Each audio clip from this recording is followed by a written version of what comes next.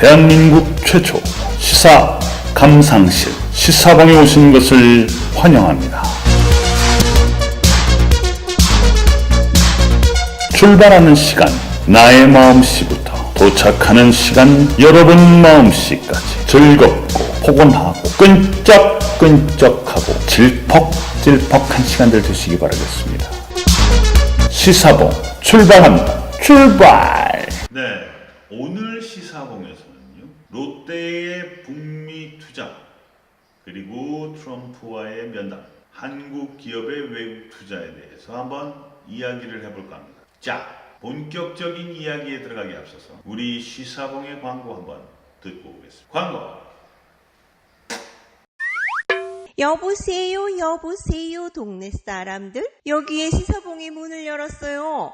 다들 눈 뜨고 귀 열고 시사봉 마당으로 마시러 오세요. 혼자 오지 말고 손에 손 잡고 누구든 잡아 끌고 오세요. 자, 이제 시작입니다. 시사봉 광고 끝. 네, 많은 광고 부탁드리겠습니다. 시사봉 아주 목말라 있습니다. 자, 본격적으로 이야기를 한번 해보겠습니다. 롯데의 대규모 투자에 감사한다. 트럼프 미 대통령이 자신의 집무실에서 신동빈 롯데그룹 회장을 만나서 한 이야기입니다. 멋지지 않습니까? 와우! Welcome Korea Corporation. 와우! Welcome Korea Company. Good! Thank you! Very good! 얼른 와! 한국 기업들 얼른 와! 네, 트럼프가 이렇게 촉삭되진 않았겠지요. 지난 13일입니다. 미국 워싱턴 DC 백악관에서 도널드 트럼프 미국 대통령과 신동빈 롯데그룹 회장이 만나서 투자 확대 및 협력 방안 등에 대해서 논의를 했다고 합니다. 국내 재계 총수가 백악관에서, 그것도 백악관 트럼프 집무실, 대통령 집무실에서 트럼프와 만나서 면담을 한 것은 이번이 처음입니다. 신 회장은 트럼프 대통령을 만나서 지난 9일 준공한 미국 루이지애나주 에탄 트래커 공장에 대해서 설명을 했고요. 트럼프 대통령은 대규모 투자에 대해서 Thank you! 이렇게 화답을 했다고 합니다. 그리고 생산품이 뭐예요? 네, 이런 질문도 한 것으로 알려졌는데요. 여기서 말입니다. 또 이어서 신 회장이 롯데그룹 사업 현황과 뉴욕 팰리스 호텔 사업에 대해서 설명을 하자 트럼프 대통령은 아주 좋은 투자였다. 굿 투자. 네, 전통이 있는 훌륭한 건물이 잘 보존해달라. 이런 당부를 하기도 했다고 합니다. 또 두 사람은 양국의 관계 강화를 위한 상호 협력 방안에 대해서도 이야기를 나눴다고 하죠. 이날 면담은 그 롯데의 대규모 북미 투자가 계기가 됐습니다. 이번에 준공한 롯데의 그 에탄 크래커 공장은요, 총 사업비가 31억 달러, 우리나라 돈으로 약 3조 6천억 원으로 트럼프 정부 출범 이후 가장 큰 대미 투자이고요. 역대 한국 기업으로는 두 번째로 큰 규모. 트럼프 대통령은 준공식에 그 실비아 메이 데이비슨 백악관 전략기획 부보좌관을 보내서 축전을 전달하기도 했습니다. 이날 오후 한 4시 15분께 백악관에 도착한 신 회장은 트럼프 대통령과 면담을 하고 오후 4시 56분쯤 백악관을 빠져나갔다고 합니다. 한 40분 정도 타킹어바웃을 한 거죠. 네, 아이 좋습니다. 오늘 좀 미국 관련된 부분이라서 영어를 조금씩 쓰고 있습니다. 한편 트럼프 대통령은 신 회장과의 면담 직후 이 같은 사실을 자신의 트위터에 올리고요. 또 자신의 트위터를 통해서 신 회장과의 백악관 방문을 환영한다고 밝힌 뒤에 롯데는 루이지애나에서 한국 기업 역사상 최대 규모인 31억 달러를 투자했고 수천 개의 일자리를 창출했다면서 한국과 같은 훌륭한 파트너들은 미국 경제가 그 어느 때보다도 튼튼하게 돌아가고 있다는 것을 알고 있다라고 강조했다. 롯데는 이번 그 현지 상황을 고려해서 에틸렌 40만 톤을 추가로 생산한다는 계획을 갖고 있고요. 화학 분야 외에 호텔 사업 분야에서도 투자를 확대할 계획입니다. 자, 여러분, 저는 개인적으로 참 안타깝게 생각을 하고 있습니다. 롯데와 같은 대그룹이, 대기업이 이런 미국 공장 설립에 이렇게 큰 돈을 투자했다는 것에 대해서 참으로 안타깝게 생각을 하고 있습니다. 사실 이번 그 미국 공장 설립과 관련해서 약 한 2,500여 개의 일자리 창출이 발생된다고 하는데요. 지금 우리나라에는 일자리가 없어서 지금 백수들이 차고 넘치는데 말이에요. 그렇다고 우리가 이런 롯데를 욕할 수 있겠습니까? 여러분들 생각은 어떻습니까? 야, 그 돈 한국에다 투자하지 왜 미국에다 투자했어? 나쁜 롯데. 이럴 수 있는 사람이 과연 있을까요? 지금 세계 각국은 말입니다. 한국 기업의 생산 기지를 유치하기 위해서 아주 팔을 걷어붙이고 있다고 합니다. 높은 인건비와 각종 규제 그리고 강성노조 등을 피해서 탈한국에 나서는 국내 기업들이 늘고 있다는 점을 겨냥했다는 분석이 나오고 있습니다. 각국이 제시하는 인센티브 또한 아주 파격적이라고 합니다.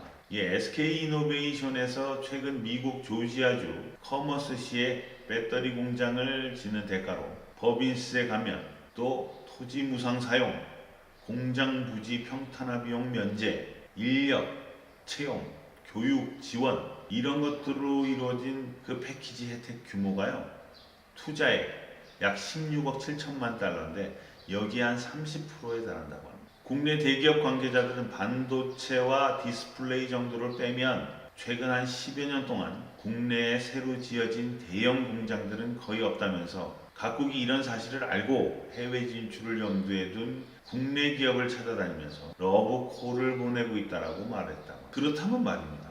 왜 이렇게 한국 기업들이 외국에 나가려고 하고 또 외국에서는 이런 우리나라 기업들에게 hey, call 이렇게 할까요? 물론 여러분들도 다 아시겠죠. 그 문제점에 대해서 한번 다 알지만 한번 다시 짚어볼까 합니다. 환경 노동 규제가 제일 크죠. 국내 한 대형 전자업체가 국내 생산 물량 일부를 베트남하고 중국 공장으로 돌렸다고 합니다. 지난해 7월부터 시행된 주 52시간 근로제 때문입니다. 이 회사 고위 관계자는 당초 국내 공장 증설을 검토했었지만 주 52시간 법제화로 인해서 추가 인력이 필요해지면서 국내 투자를 접었다고 합니다. 이어서 한번 사람을 고용하면 쉽게 해고할 수 없도록 만든 노동법 규제도 국내 투자를 꺼리게 하는 중요한 요인이라고 덧붙였습니다. 근데 말입니다. 사람을 한번 고용하면 쉽게 해고할 수 없게 만든 이 노동법 규제라는 것이 꼭 나쁜 것만은 아닙니다. 쉽게 사람을 해고할 수 없고 고용주가 쉽게 사람을 해고하지 못하게 함으로써 어떤 고용의 안정 그리고 근로자의 안정적인 생활을 보장하자는 거예요. 또 기업하시는 분들 입장에서 보면 그렇습니다. 10명을 투입해서 100개의 생산품을 만들던 시절에는 10명이 필요하지만 경기가 안 좋고 회사 상황이 좋지 않아서 또 물건이 잘 팔리질 않아서 물건을 10개만 만들어야 되는 상황이 된다면 당연히 비용을 줄여야 되겠죠. 그럴 경우에 이 10명의 어떤 인건비는 큰 부담이 될 것입니다. 그럴 때는 구조조정을 하거나 뭔가 인원 감축을 해야 하는데 그게 국내 노동법상 쉽진 않죠. 위로금을 준다든가 그냥 해고를 할 경우에는 회사의 불이익주의 이런 문제들이 복합적으로 걸려있다 보니까 그런 것들이 좀 쉬울 수 있는 외국으로 눈을 돌리게 되는 것 같습니다. 세계 3위 자동차 부품업체인 컨티넨탈 그룹의 자회사 컨티테크 프로로이드도 4년 넘게 검토 중이던 충남 천안시의 공장 신설 투자를 지난해 최종 포기를 했습니다. 천안, 전주, 양산에 흩어져 있던 생산 설비들을 천안시로 모으기 위해서 1,900만 달러를 투자할 계획이었지만요. 본사의 사업성 심사를 통과하지 못하자 한국 대신 중국 투자를 택했다고 합니다. 이 회사 관계자는 규제 자체도 문제지만 여론에 따라서 기업 규제가 오락가락하는 불확실성을 본사가 크게 우려했다고 합니다. 대표적인 사례가요. 산업안전보건법 그리고 화학물질관리법, 화학물질의 등록 및 평가에 관한 법률 등 안전 환경 관련 규제, 여론을 들끓게 하는 사건 사고가 발생할 때마다 부작용을 면밀하게 검토하지 않은 설익은 규제가 대거 신설된다는 주장입니다. 두 번째로 말씀드릴 수 있는 이유는 인건비나 강성 노조죠. 인건비와 강성 노조도 국내 투자를 어렵게 하는 대표적인 장애물로 꼽힙니다. 세계 10여 개국에 35개의 생산기지를 구축한 현대자동차, 그리고 기아자동차는 1996년 현대차 아산공장 투자 이후에 23년간 국내 공장의 신설 및 증설 투자를 하지 않고 있습니다. 인건비만 비교해봐도 국내 투자가 어렵다는 것이 바로 드러난다고 회사 측은 설명을 하고 있죠. 2017년 기준 현대차 국내 근로자의 1인당 평균 임금은 연 9,200만 원입니다. 현대차 미국 엘리바마 공장의 평균 임금 연 한 7천만 원 정도 되는데 한 30% 이상이 많은 것으로 전해졌습니다. 신규 투자 및 생산량 조절 등을 위해서 한국처럼 노동조합과 협의할 의무도 해외에는 없지요. 이런 것들이 국내 기업들이 국내에 공장을 짓지 않고 국내에서 사람을 채용하지 않는 가장 큰 이유일 수도 있을 것 같습니다. 여기에 또 다른 문제들은 법인세 내지는 전기료 같은 기업을 경영하는 데 부수적으로 드는 비용도 한국이 더 비싸다고. 태양광 제품의 원재료인 폴리실리콘을 생산하는 OCI는 전기료 인상 부담을 못 이겨서 2017년 말레이시아 현지 공장을 인수하게 되죠. 회사 고위 관계자는 제조 원가의 10% 미만이었던 전기료가 슬금슬금 올라서 지금은 전체 30%가 훌쩍 넘는다고 합니다. 법인세도 국내 기업이 해외 경쟁사에 비해 역차별을 받는 분야이기도 하죠. 한국경제연구원 관계자는 2017년 한국은 법인세 최고 세율을 올리고 미국은 지난해 법인세율을 내린 결과 삼성전자의 올해 실질 법인세 부담률은 미국의 경쟁사인 애플이나 인텔보다 2배 내지는 3배 정도 높아졌다고 추산했습니다. 여기에 이제 지역적인 문제들이 또 들어갑니다.